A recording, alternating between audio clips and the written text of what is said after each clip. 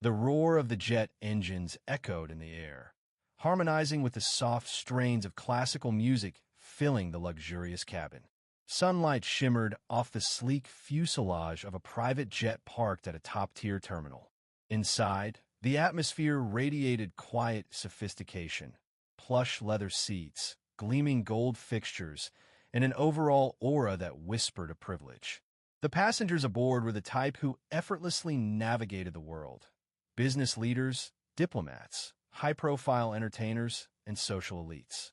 Among them was Sarah Westbrook, a composed woman in her late 30s, dressed impeccably in a tailored gray blazer over a silk blouse, paired with pressed slacks and low-heeled leather shoes. Her dark brown hair was styled in a neat chignon, and a simple diamond pendant rested delicately at her neck. Sarah's aura was one of serene confidence, the kind born from self-assurance rather than the need to impress. With a calm demeanor, Sarah walked toward her seat, her movements fluid and unhurried. As she passed down the aisle, some passengers noticed her, not because she demanded attention, but because her poise made her hard to overlook. At the front of the cabin stood Jennifer Reynolds, the head flight attendant, a woman in her early 40s known for her impeccable standards and commanding presence. Dressed in a crisp uniform, her blonde hair was perfectly styled, and her makeup was immaculate. She greeted passengers with a smile that was warm for some and cool for others, depending on who she was addressing. When Sarah approached, Jennifer's smile disappeared, replaced by a brief, formal nod. "Welcome aboard," she said curtly. Sarah nodded back politely without speaking, continuing to her seat. Behind her, Mr. and Mrs. Gallagher, an elderly couple in first class, received a markedly different reception. Jennifer's smile widened, and she exchanged pleasantries with them, offering to hang their coats and inquire about their grandchildren. Sarah observed this subtle but obvious contrast, though she didn't react. She had learned long ago to notice such details without drawing attention. As Jennifer walked down the aisle, checking on passengers, her gaze kept returning to Sarah. There was something about her that unsettled Jennifer. Sarah didn't seek attention and didn't display the obvious markers of wealth that Jennifer instinctively respected. Instead, Sarah simply sat quietly, folding her hands neatly in her lap and placing her small leather carry-on bag under the seat. For Jennifer, that was enough reason to act. It wasn't long before Jennifer approached Sarah with quick, deliberate steps, stopping beside her seat and folding her arms. "Excuse me, ma'am," Jennifer said, her tone polite but laced with subtle condescension. "I believe you're in the wrong section." Sarah looked up calmly.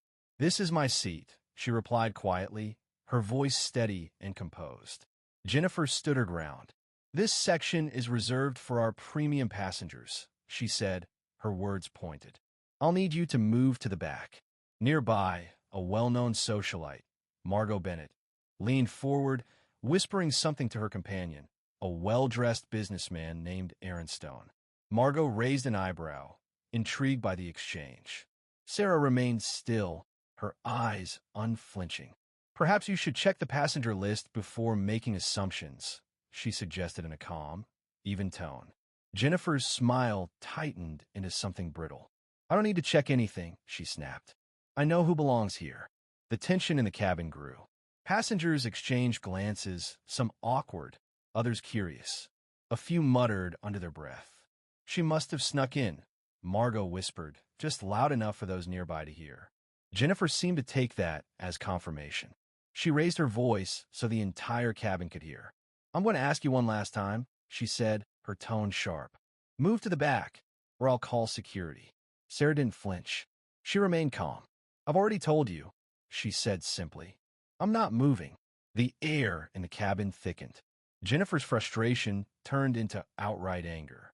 She turned to her assistant, Rachel, a younger flight attendant who stood nearby, visibly uncomfortable. "Rachel," Jennifer ordered sharply, "escort this woman to the back." Rachel hesitated, glancing at Sarah, then back at Jennifer. "Maybe we should." "I said escort her." Jennifer cut in. Rachel took a tentative step forward, clearly torn. "Ma'am," she said gently to Sarah, "I think maybe this is a misunderstanding." Sarah responded softly, her voice calm but firm. "You may regret this decision," she warned, her eyes unwavering. Jennifer scoffed, a short, dismissive laugh escaping her. "I know exactly what I'm doing," she said. "Now get up." Still, Sarah did not move. The atmosphere on the jet had shifted. Aaron Stone, who had been observing the scene, leaned forward, addressing Jennifer. "Excuse me," he said in a calm voice. "Is there an issue here?" Jennifer turned to face him, frustration evident. "This passenger is causing a disruption." Aaron raised an eyebrow. "From where I'm sitting," he said evenly, "you're the one causing the disruption." Murmurs rippled through the cabin. Some passengers discreetly pulled out their phones, recording the tension unfolding before them. Jennifer's jaw tightened. She took a step back, forcing a tight smile. "We have rules," she announced. "Some people just don't respect them." Sarah remained silent. She picked up her phone from the armrest and quickly typed something before setting it back down.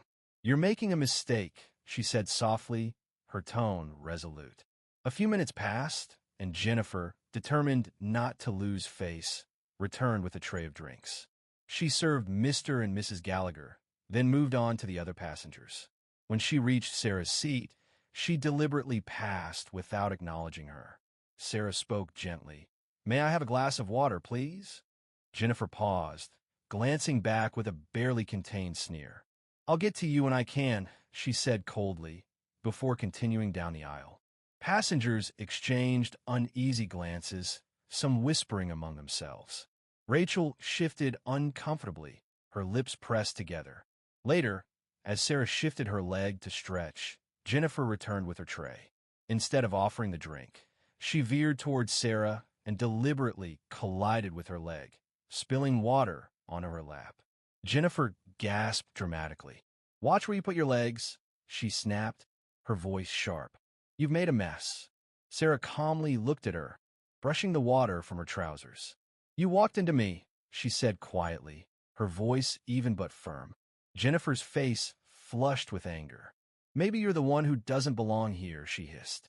And then, in a flash of pure rage, Jennifer slapped Sarah across the face. The sound echoed through the cabin, sharp and jarring. Gasps erupted from the other passengers. Aaron Stone stood abruptly, while Rachel froze, covering her mouth in shock. Sarah straightened, unfazed, and calmly told Jennifer, "You've just made the worst mistake of your life." The cabin fell silent. Sarah quickly typed something on her phone before setting it down. Moments later, Captain Edward Reed emerged from the cockpit, walking directly to Jennifer. "We need to talk," he said firmly. He addressed the cabin. "Ms. Sarah Westbrook is not only the owner of this aircraft, but also the CEO of Skyway Airways." Shocked whispers filled the cabin. Jennifer's face drained of color. The jet made an emergency landing, and 2 assistants boarded. "Ms. Westbrook, everything's ready." Sarah stood, facing Jennifer. "You're terminated, effective immediately." 2 officers boarded, asking Sarah if she wanted to press charges. "Yes," Sarah said. "She assaulted me, and there are witnesses." Jennifer was handcuffed and sobbed as she was escorted off. Sarah's story went viral, inspiring millions.